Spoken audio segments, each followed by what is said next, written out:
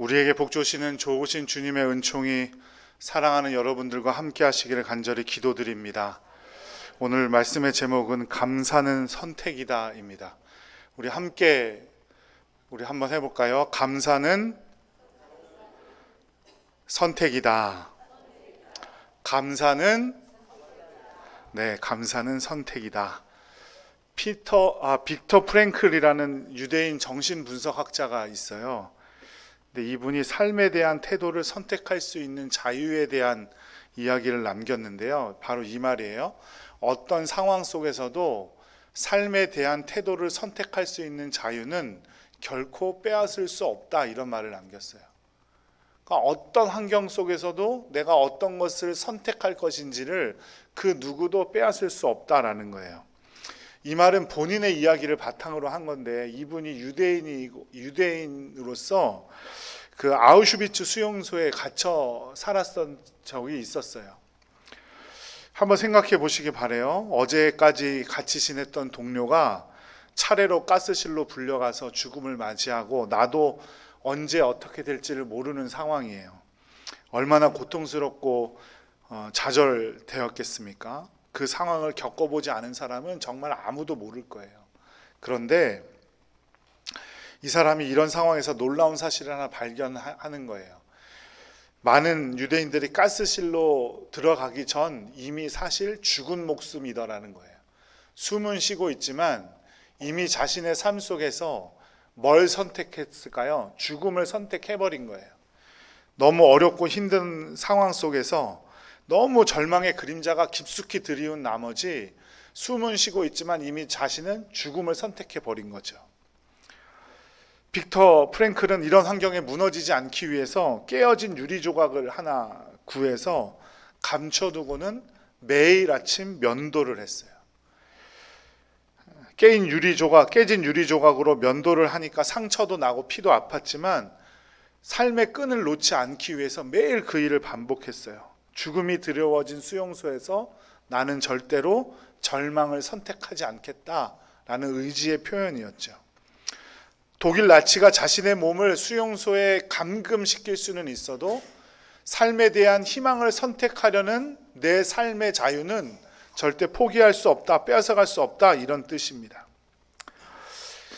이런 이야기를 잘 담고 있는 영화가 한 편 있습니다. 제가 어느 순간에도 인생 영화가 뭐냐, 제일 감명 깊게 본 영화가 뭐냐, 재미난 영화가 뭐냐라고 했을 때 항상 제가 꼽는 영화입니다. 인생은 아름다워라는 영화예요.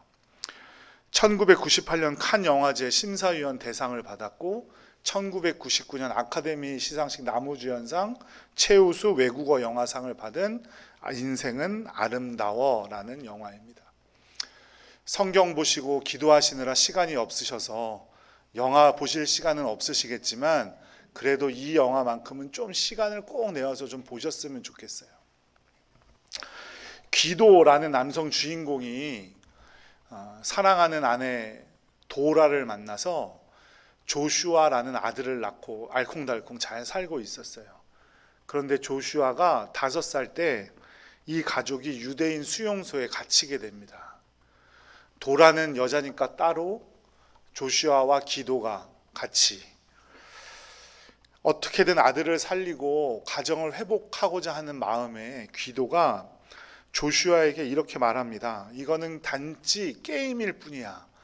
수용소 생활을 잘하는 단체 게임이고 이 게임에서 1000점을 먼저 얻는 사람이 나오면 진짜 땡크를 선물로 줄 거야. 그러니까 아빠랑 잘 해보자. 삶의 태도를 수용소에 갇힌 게 아니라고 아들에게 인식을 시켜주는 거죠. 어떻게든 삶을 이어가고자 하는데 마지막에 기도가 조슈아를 살리기 위해서 자신이 희생할 수밖에 없는 상황을 맞이하게 됩니다. 그 상황 속에서도 기도는 웃으면서 아들을 보고 절대 나오면 안 된다고, 아빠를 잘 보고 숨어서 보는 게 이번 미션 마지막이고 네가 이거를 잘 견디면 네가 1000점이 먼저 되는 거라고.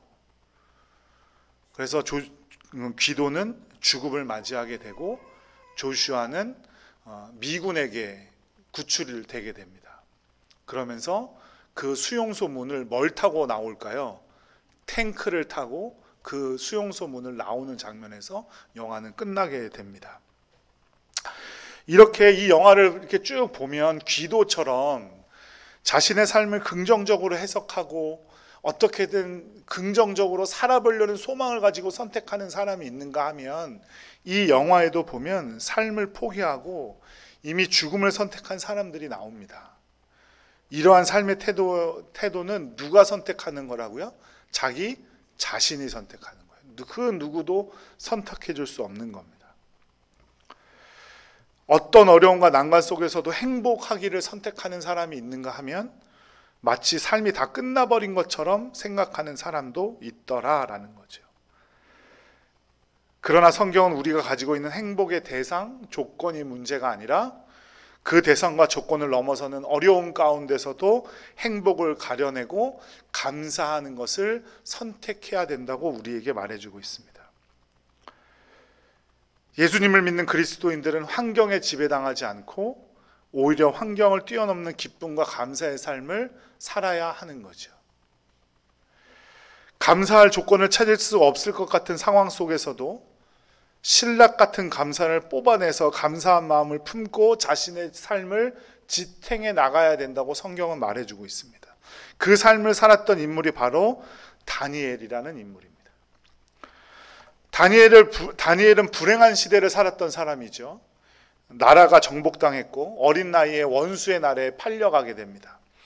귀족 가문 출신이어서 장래가 촉망되던 그 어린이 청소년이었는데 역사적 비극적인 상황에서 한 복판에 서게 돼요. 원치 않게 이름마저 빼앗겨 버립니다. 다니엘이라는 이름의 뜻은 하나님은 나의 심판자라는 뜻이에요. 그런데 뭘로 이름이 바뀌냐면 벨드사살로 바뀝니다. 벨드사살은 벨이시여 나를 보호하소서. 벨은 누구냐면 바벨론의 신 중에 하나가 벨이에요. 그러니까 하나님의 주권을 믿고 의지하는 이름으로 여태까지 살아왔는데 한순간에 이방신을 섬기는 이름으로 전락해 버렸습니다. 그리고 강제로 원수의 나라의 왕을 섬겨야 하는 자리에 서게 됐죠. 다니엘이 겪은 혼란함은 어떤 상황이었을까요? 다니엘이 이때는 나이가 많을 때도 아니에요. 청소년 시기였죠. 자기가 크게 잘못한 것도 없었을 거예요. 그런데 자기 조상들의 잘못 때문에 나라는 망하고 자신은 포로로 팔려오게 됩니다. 이런 상황 속에서도 다니엘은 감사함을 선택했고 믿음의 선택을 하면서 살아왔어요. 그래서 오늘 우리가 함께 읽은 본문 다니엘서 6장 10절을 맞이할 때는 이미 바벨론이라는 나라도 망하고 페르시아라는 나라가 되었고 페르시아의 총리가 된 상황이었어요. 이제 노년의 나이가 된 거예요, 다니엘이. 그런데 어떻게 됩니까? 다니엘을 공격하려던 사람들이 뒷조사를 시작하게 됩니다. 다니엘 흠잡을 게 있나 없나. 그런데 다니엘에서 6장 1절부터 10절을 쭉 읽어보면 흠잡을 게 찾았어요? 못 찾았어요? 못 찾았어요. 흠잡을 게 하나도 없는 거예요. 사무엘에서는. 그래서 어떻게 되냐면 결국 다니엘을 넘어뜨리는 거는 율법을 어기게 하는 수밖에 없겠구나 이렇게 생각을 하고 30일간 어떻게 합니까? 왕이 아닌 다른 신이나 다른 사람에게 무언가를 부탁하거나 기도하게 되면 사자굴에 쳐넣기로 왕과 함께 계획을 하죠. 그런데 다니엘은 어떻게 했어요? 그 상황에서 멈추지 않았다는 거예요. 그 본문이 다니엘서 6장 10절입니다. 함께 다시 한번 읽어보겠습니다. 시작. 다니엘이 이 조서에 왕의 도장이 찍힌 것을 알고도 자기 집에 돌아가서는 윗방에 올라가 예루살렘으로 향한 창문을 열고 전에 하던 대로 하루 3번씩 무릎을 꿇고 기도하며 그의 하나님께 감사하였더라. 아멘. 결국 다니엘은 하나님께 감사했다는 거예요. 다니엘서 6장 10절을 뺄 거를 다 빼고 한번 딱 한 문장만 딱 남겨보세요. 뭐가 남냐면 다니엘이 그의 하나님께 감사하였더라가 남아요. 죽을 수밖에 없는 상황, 사자굴에 들어갈 수밖에 없는 상황 앞에서 다니엘은 감사를 선택했다라는 겁니다. 감사할 것이 하나도 보이지 않는 상황에서 다니엘은 하나님께 감사했습니다. 사도 바울도 마찬가지죠. 빌립보서는 사도 바울의 대표적인 옥중서신입니다. 감옥에 갇혀 있을 때 쓴 편지라는 말이에요. 그런데 하나님께 먼저 영광을 올리고 처음 하는 말이 바로 감사입니다. 빌립보서 1장 3절에 보면 감사하노니 이렇게 나와요. 사도 바울의 옥중서신은 성경에, 신약 성경에 4권이 있는데요. 에베소서, 빌립보서, 골로새서, 빌레몬서예요. 이 성경들은 다 짧은 성경이어서 4권을 총 합쳐도 15장밖에 안 돼요. 그런데 그 15장 안에 7번이나 감사라는 고백이 나오고 찬양이라는 수없이 많은 말이 나옵니다. 찬양, 감사, 예배는 같은 말이거든요. 찬양하였더라 라는 건 예배했다는 말이고, 감사했다는 말이고, 예배했다는 말은 찬양하고 감사했다는 말이고, 감사했다는 말은 예배하고 찬송했다는 말, 다 똑같은 말이라는 거예요. 자기의 죄 때문에 감옥에 갇혀도 불평과 불만이 나오는 그 시점에 사도 바울은 복음을 전하다가 감옥에 갇혔다고요. 얼마나 불평이 많았겠어요. 내가 하나님의 일 하다가 그러면 복은 주지 못할지언정 왜 나를 감옥에 갇히게 하냐고 불평 불만 할 만하지 않았겠습니까? 그럼에도 불구하고 옥중서신 어디를 찾아봐도 불만과 불평은 없어요. 감사의 고백들이고, 특별히 빌립보서는 기쁨의 서신이라고 불릴 정도로 감옥에 갇혀 있는 사람이 뭘 기뻐할 수가 있겠어요. 그럼에도 불구하고 기뻐했더라. 이런 모든 점을 이 모든 점을 볼 때 정확해지는 것은 감사는 선택이라는 사실이에요. 감사는 저절로 내 마음속에 들어오는 감정이 아니에요. 그냥 가만히 있으면 생기는 그런 무언가가 아니라, 감사는 내가 억지로 선택해야 되고, 내가 의도적으로 선택해야 되고, 내가 목적을 가지고 선택해야 되는 게 감사라는 겁니다. 다니엘이 자신의 삶에 대한 태도를 불안과 불평이 아니라 감사하기로 선택한 것이고, 사도 바울도 감옥에 갇혀 불평과 원망할 수 있는 상황, 아무도 그것을 이상하게 여기지 않는 상황 속에서 선택한 것이죠. 진정한 감사는 감사할 것이 없는 그 순간에 감사하는 겁니다. 내게 이루어진 무언가로 감사하는 게 감사가 아니에요. 그거는 누구나 할 수가 있어요. 믿지 않는 사람조차 할 수 있는 게 나한테 뭐가 얻어지면 하는 감사예요. 집을 남보다 조금 싸게 사서 감사해요? 그거는 믿지 않는 사람들도 감사할 수 있어요. 우리 자녀가 찍은 게 많이 맞아갖고 갑자기 70점 맞던 놈이 95점 맞아왔어요. 그래서 감사해요? 그거는 믿지 않는 사람들도 감사할 수 있어요. 하지만 믿는 사람들의 감사는 그렇지 못한 상황 속에서도 감사하는 거예요. 그래서 감사는 선택인 겁니다. 국제구호 활동가로 유명한 한비아라는 분이 있죠. 그 사람이 원래 유능한 기자 출신, 아버지를 둔 유복한 집안에서 살았어요. 그런데 중학교 때 갑자기 아버지가 돌아가시면서 가세가 기운 거예요. 집안 형편이 너무 어려워서 대학에 갈 수가 없는 형편이 되었어요. 그런데 어느 한 명문대 다니던 잘생긴 남자 학생이 이 한비아 씨를 따라다닌 거예요. 제발 한 번만 교제하자고. 그런데 처음에는 거절했는데 자꾸 따라다니니까 정이 들어서 결국 교제를 하게 됐어요.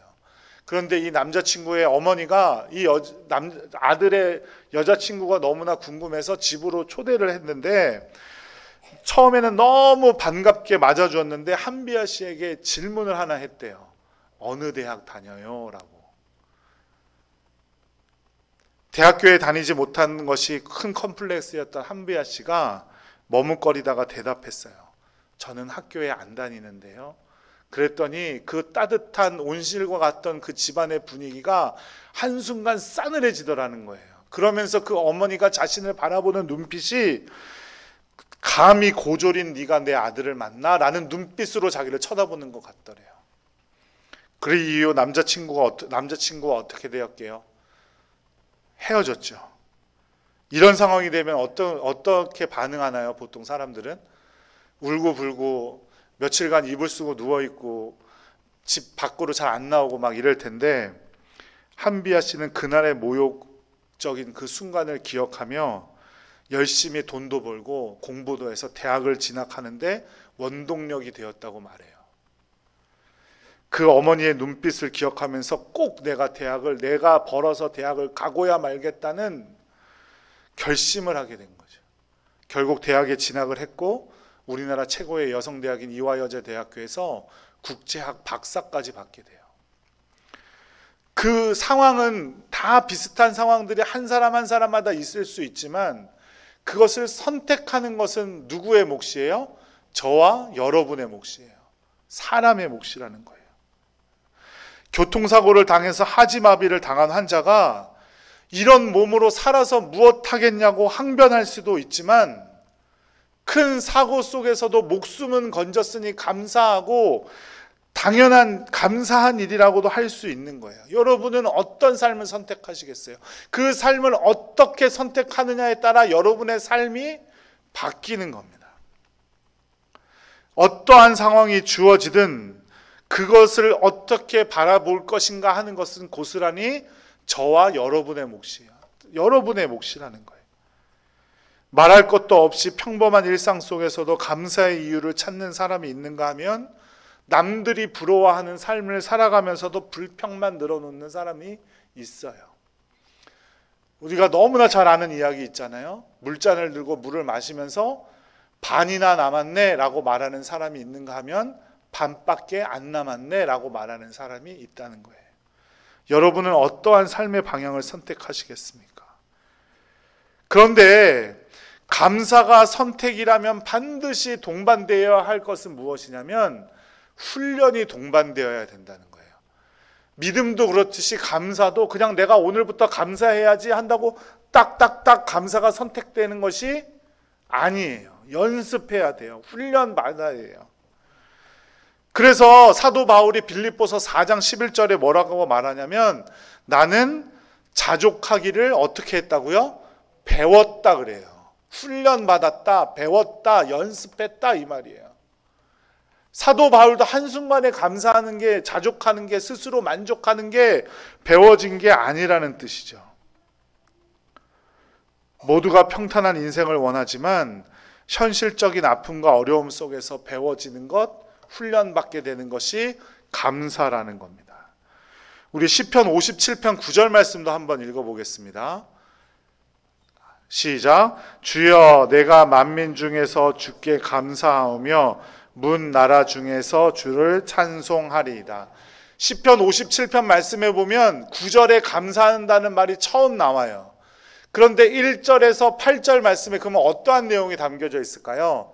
이것도 해주시고 저것도 해주시고 이것도 해주시고 저것도 해주셨으니까 감사하다, 좋다, 뭐 하나님께서 이것도 주셨다, 저것도 주셨다 이런 말이 담겨 있을까요? 그렇지 않아요. 시편 57편 1절에서 8절 말씀을 쭉 보면 이런 내용이 기록되어져 있어요. 내가 불사르는 자들 중에 누웠고 악한 자들의 혀가 칼과도 같고 내 걸음을 막으려고 그물을 준비하고 웅덩이도 파고 이런 내용들이 막 기록되어 있어요. 그럼에도 불구하고 내 마음이 확정되고 확정되었사오니 주께 만민 중에 감사하겠습니다 이 말이에요. 이게 시편 57편 9절의 말씀이 이렇게 연결되는 겁니다. 수많은 연단과 고통의 과정을 거쳐 다윗이 이룬 곳이 어디예요? 감사라는 거예요. 감사는 배우고 훈련해야 하는 겁니다. 그래서 하나님께서는 때때로 우리를 연단하기 위해서 어려움과 고난의 시간을 주실 때도 있어요. 하지만 그 하나님의 시간은 어려움과 고난으로 남는 것이 아니라 감사를 배우게 하시려는 것임을 꼭 기억하시기 바랍니다. 시편 63편도 다윗 왕의 시입니다. 반역으로 인해 광야까지 도망간 다윗이 쓴 시편이에요. 누구한테 반역을 당했어요? 다윗이 아들 압살롬에게 반역을 당했을 때요. 얼마나 마음이 무너지는 것 같았을까요? 아들에게 반역을 당해서 낙심되고 좌절이 밀려왔을 텐데, 그런데 시편 63편도 마찬가지로 감사로 넘칩니다. 시편 63편 7절 말씀 함께 읽겠습니다. 주는 나의 도움이 되셨음이라. 내가 주의 날개 그늘에서 즐겁게 부르리이다. 아멘. 아들의 반역 때문에 왕궁에서 쫓겨나 광야에 머무는 기가 막힌 상황 속에서도 다윗은 주는 나의 도움이 되셨습니다. 내가 주의 날개 그늘에서 즐겁게 부르리이다. 분당 우리 교회 이찬수 목사님의 책에 보면 루푸스 병을 앓고 있는 아내에 대한 이야기가 나와요. 이 두 남녀가 사랑을 했는데 이제 연애하는 중에 그 자매가 루푸스 병이라는 병에 걸려요. 루푸스 병은 어떤 병이냐면 몸의 면역 체계가 나를 방어하는 거잖아요. 그런데 이상을 일으켜서 나를 공격하는 세포가 돼버리는 게 루푸스 병이에요. 그래서 실명의 위험도 있고요. 관절이 다 망가지고 심장의 이상 등 심각한 고통을 유발하는데 그 병의 이유를 몰라요. 그러니까 이유를 모르니까 뭐도 없을까요? 약도 없어요. 이 남자친구가 그 사실을 이 형제가 그걸 알았는데 결국 총혼했어요. 아내는 거절했죠. 그런데 집요하게 프로포즈해서 결국 결혼을 하게 되었습니다. 계속해서 중환자실을 밥 먹듯이 드나드는 등 난관이 너무나 많았어요. 그런데 이 부부를 만난 남편이 이찬수 목사님께 다시 메일을 보냈대요. 이찬수 목사님이 신발 가서 만나고 이제 교제를 하던 중에 메일을 보내왔어요. 내용이 긴데 조금 생략하고 조금만 읽어봐 드릴게요. 루푸스라는 희귀성 난치병을 가진 자매를 부부로 맺어주셔서 나 자신이 먼저가 아니라 자매를 먼저 배려할 수 있는 마음을 주심에 감사합니다. 병이 더 악화되기 전에 입원으로 예방해 주심에 감사드리고 퇴원도 할 수 있게 해주셔서 감사합니다. 넉넉하지는 않지만 주일 헌금과 11조와 감사 헌금을 드릴 수 있는 기쁨을 주심에 감사드립니다. 내가 현재 상황을 어떻게 보느냐의 시각에 따라 감사한 일들이 매 순간 넘쳐나는 걸 느끼면 하나님이 주신 감사가 이렇게 많음에 놀라울 따름입니다. 그랬더니 아내도 메일을 보냈대요. 병원 차트를 보니 27회나 입원을 했습니다. 27회 입원 기간 중 특별 새벽 기도회 기간일 때가 꽤나 많았습니다. 그때마다 동생이 노트북을 가져와 예배를 드리곤 했는데 당장 교회로 달려가 예배드리고 싶은 마음이었습니다. 아마 그 마음은 겪어본 사람만 알 수 있을 거예요. 정말 숨쉬고 살아있고 그래서 교회에 갈 수 있는 게 얼마나 감사하고 또 감사한 일인지 말입니다.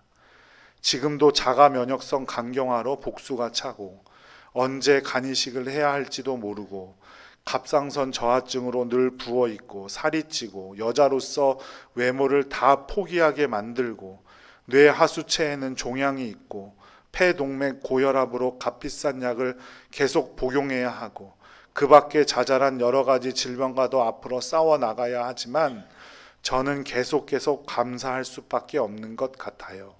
지금까지 믿고 하나님을 따라왔고 죽이시는 것도 살리시는 것도 하나님이심을 잘 알기에 그냥 감사할 수밖에 없는 것 같아요. 이 부부보다 힘든 삶을 살아가고 계신 분들도 물론 있겠죠. 그럼에도 불구하고 이 부부보다 감사하며 살아가고 있는 분들은 많이 없는 것 같아요. 이 부부에게는 감사가 확실한 능력이 되었습니다. 그 능력으로 자신의 삶을 행복하게 가꾸어 가고 있어요. 어떤 삶이 이 부부보다 어려운 삶일 수 있을까요?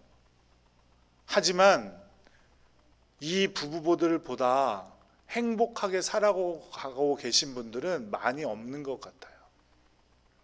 항상 내 삶엔 뭐가 모자르고 감사할 거리가 넘치지도 않고 불평과 원망할 것뿐이고 이런 삶 가운데 하나님이 주신 감사가 넘치니 놀라울 따름입니다 라고 말할 수 있다는 것 자체가 정말 놀라운 일 아닙니까? 감사는 선택이에요. 내 마음에 드는 감정이 아니라고요. 감사는 조건에 따라 바뀌는 게 아니에요.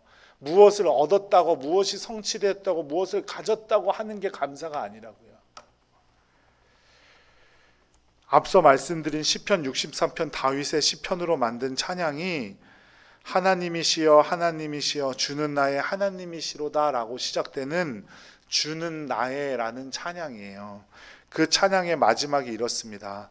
주의 인자가 생명보다 나음으로 내 입술이 여호와를 찬양하리. 내 평생의 주를 찬양하며 주의 이름으로 내 손 들리라. 아들의 반역 때문에 광야로 쫓겨난 다윗이 내 입술이 여호와를 찬양한대요. 여호와를 감사한다는 거예요.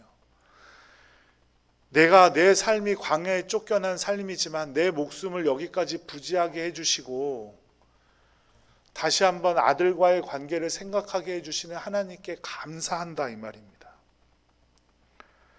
여전히 우리 삶에 달라진 것이 없어서 무거운 짐들을 지고 아픈 시간을 보내고 있으시다면 그 가운데서도 감사할 내용을 찾아보세요. 그러면 분명히 여러분의 삶이 바뀌기 시작할 겁니다. 무거운 짐들이 가벼워지기 시작할 거예요. 왜냐하면 감사는 능력이기 때문이에요. 여러분이 여러분의 삶에 감사하고 행복을 찾으려고 하는 순간 여러분의 삶이 능력 있는 삶이 될 줄로 믿으시기 바랍니다. 감사할 내용은 하나도 보이지 않아요. 오로지 내 앞에는 사자굴과 같은 상황이 있을 뿐이죠. 그럼에도 불구하고 감사할 때 그 감사가 현실이 된다는 사실을 꼭 기억하시기 바랍니다. 우리 동산교회 모든 성도들 그리고 함께 예배드리는 모든 성도들 가운데도 감사를 선택함으로 그 감사가 능력이 되는 삶을 살아가시기를 간절히 축복합니다. 아무리 내 환경이 답답하고 감사가 나오지 않고 원망과 불평이 나올 때에도 이루어 주실 줄로 믿고 내 상황이 바뀔 줄로 믿고 감사해 보시기 바라요. 그러면 여러분의 삶이 바뀔 테고 여러분의 삶이 능력이 될 줄로 믿으시기 바랍니다. 기도하겠습니다.